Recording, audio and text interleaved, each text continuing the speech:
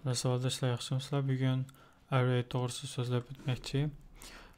Biz agar sonlarni saqlamoqchi bo'lsak, uni variablening ichida saqlaymiz. Masalan, 1 degan son saqlamoqchi bo'lsam, int num1 deb bir variableni qurib, uni ichiga 1 degan sonni saqlab qo'yman.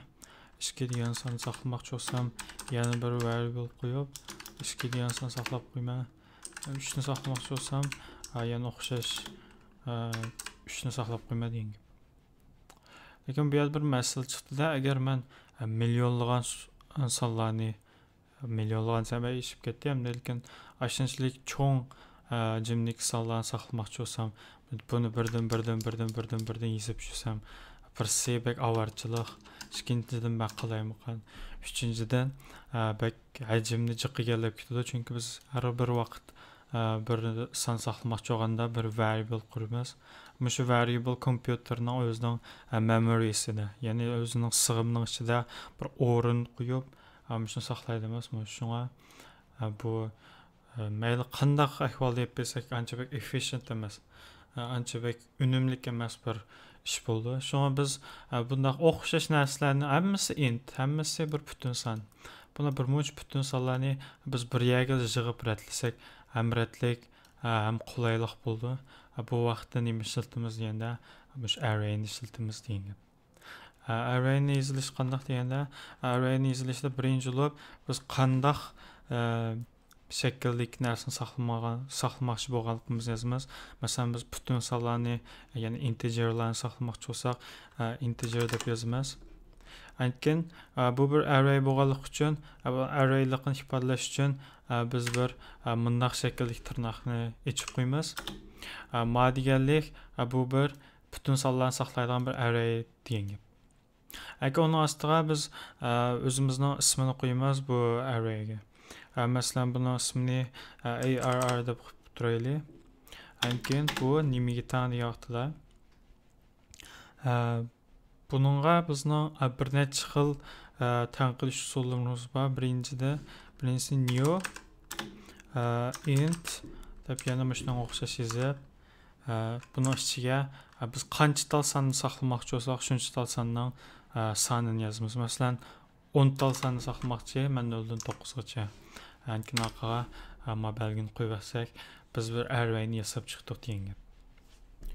Ama int bilan tirnoq ichilg'ini bu degan bir integerlarni saqlaydigan array deganimiz, arr deganimiz o'zimizning qo'ygan ismi, ama new deganimiz kompyuter o'zining bir sig'imining ma'lum yerda bu arrayga bir o'rin berdi degan gap.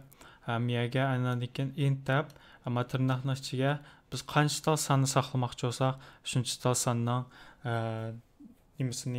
sonini beramiz degan gap.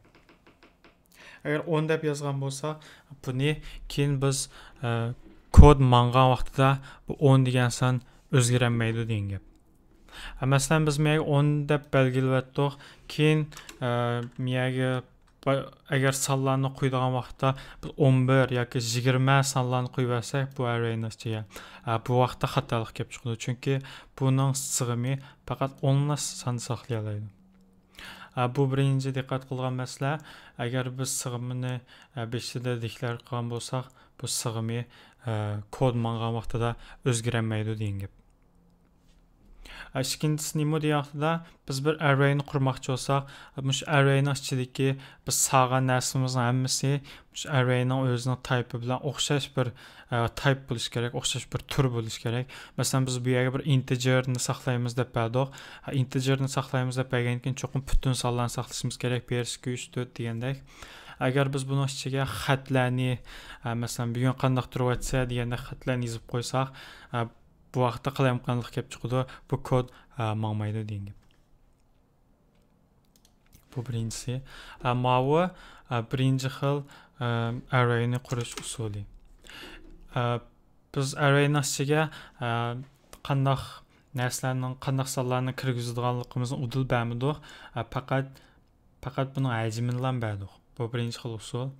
Ikkinchi xil usul qanday bo'ldi desa, biz yana bunga o'xshash int deb beramiz, arr deb ismini qo'ydik. Endi biz bu yerda new int işletidik, lekin həcmini bərmidik. Ağa yana bir mındaq tırnaq içib, udul biz qaysı sallarni saqlamoqchi olsaq, shu sallarni udul yozib içiga. Sen 1, 2, 3, 4, 5 dedik. Ağa mobilini qilib qo'ydik. Amma o qandaq deyirlik deyaqdilar. Biz udullar nimani mush arrayni ichiga qo'ymoqchi bo'lsak, shuni ichiga qo'yib atdik degan. Masalan, men 5 talsani saqlamoqchi, 5 talsani udulma sanduqning ichiga qo'yib atdim degan. Amma nima gap deganda, ichiga tek san qo'ymadim, lekin men 10 talsani saqlay oladigan sanduqdan birini qurib qo'ydim degan gap. Men udullam 5 talsani sanduqning ichiga soldim degan gap.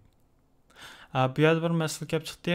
Undaq bo'lsa biz ikkinchi xil usulda arrayni declare qilgan vaqtimizda arrayniki hajmini bərmidik, arrayning hajmi qanchalik deb o'ylasanlar mumkin. Arrayning hajmi biz qancha sonni bergan bo'lsak, shuncha sonninki soni bo'ldi. Masalan, biz menga 5 tal sonni berdik, demak, biz mayada yan qurgan ma arrayninki hajmi 5 degan gap.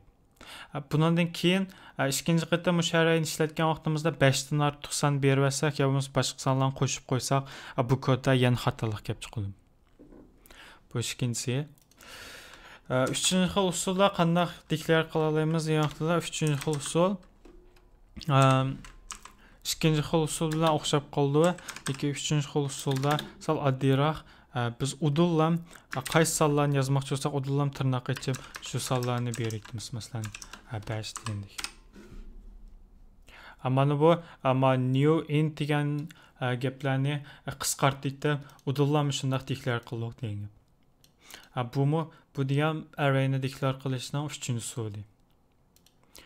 Endi arrayninki yana qandaq declare qila oladigan bor degan ahvolda arrayni biz 2 qurg'i, 2 qadamga ayirib declare qila olamiz. Masalan, men bishida int bir arrayni qurmoqchi, uning ismi arr deb mishada tuyitib bu gapni. Andan keyin ikkinchi qurda, andan keyin arr nimaga teng? Arr yangidan bir o'rin ilib bir 10 tal sonni saqlay oladigan bir arrayni qurganimizga teng deb ikkinchi qurib bo'ldi. Hisobda biz birinchi xil usulni 2 qurg'a ayirib yozdik degan gap. Bunda yozishim bo'ldi. Bu yana bir xil usul. Andan keyin ikkinchi xil usulni 2 qurg'a ayirib yoza olamiz. Masalan, bishida arr deb qo'yib, andan keyin ikkinchi qadamda biz menga udul mani ko'chirib kelsak, bu bir xil yozilishi. Demak, biz birinchi xil usulda, yoki ikkinchi xil usulda bu declarationlarni 2 qadamga ayirib yozsak bo'ldi degan gap. Bu yana bir ishi. Lekin diqqat qilgan yana bir nuqta nima deganda, 3-chi xil usul declare qilgan vaqtimizda biz buni 2 qadamga ayirib yoza olmaymiz. Masalan, men mani o'chirib, udullarni shunday yozib qo'ysam, menda qizil chiqib, xatolik kelib chiqadi. Array initializer is not allowed here deydi. Demak, men birinchi, ikkinchi xil usul declare qilgan vaqtimizda 2 qadam ayirib yoza olamiz. Lekin 3-chi xil usulda declare qilib yozmoqda 2 qadam qilib yozsak bo'lmaydi degan gap. Bu hamda bilvasanlardan bo'lgan bir mazmun. Bu birsi. Andan keyin masalan, biz hozircha ikkinchi xil usulni ishlatib turaylik. Biz bir arrayni declare qildik, ichida 5, 3, 4, 5 degan sonlar bor deylik. Undaq bo'lsa, men bu sonlarni qanday ishlatalayman? Masalan, 1 degan sonni print qilib chiqarmoqchim, qanday print qilmayman? Udullam isot qilib arr deb arrayning ismini beraydim deb o'ylasanlar mumkin. Bunda deb yozib baqsaq ham bo'ldi. Masalan, bunda deb ma'lum baqsaq, nimani print qilib chiqardik ko'ramiz. Bu bizga bir 1 yoki 2 yoki 5, 3, 4, 5 ni chiqarib berdi, bir qalaymoqallan bir son chiqarib berdi. Bu qalaymoqan son nimani belgilaydi degan vaqtda, meyerki tirnoq bu degan bir array degan gapni belgilaydi. Meyerki I deganimiz bu bir integerni saqlaydigan, ya'ni butun sonni saqlaydigan arraylikni ko'rsatadi. Akima add belgisining oqisi bizningki shu array kompyuterninki memory'sida, kompyuterning sig'imida qaysi adresda saqlanganligini, ashuna adresi shu haqida son bo'ldi degan. Buni aqsasanda f degan ba'zan bir sonlar bor. Bu aqsidagi sonni inglizcha hexadecimal deya yozgan sonlar. Masalan bizda binary, decimal, hexadecimal deb sonlar bor. Masalan binary deganda ikki xil son tarkib topdi 0 bilan 1.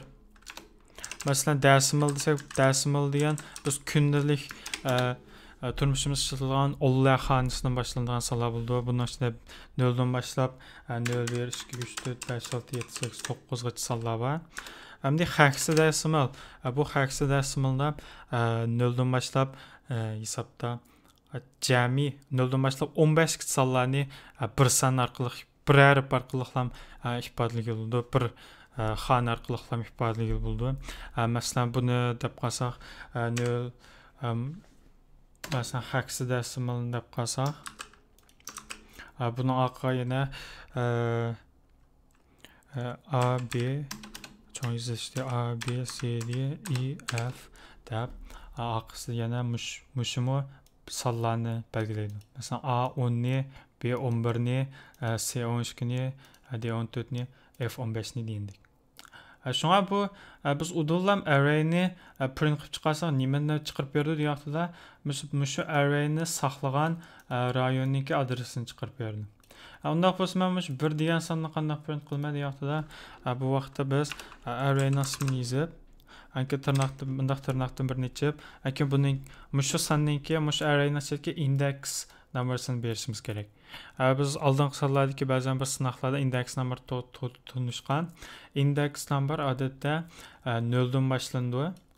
Masalan, mana index number nima deyapti-da, mushu sonninki, mushu 1 degan sonning mushu array'ning ichidagi qaysi o'rinda turdi degan gap.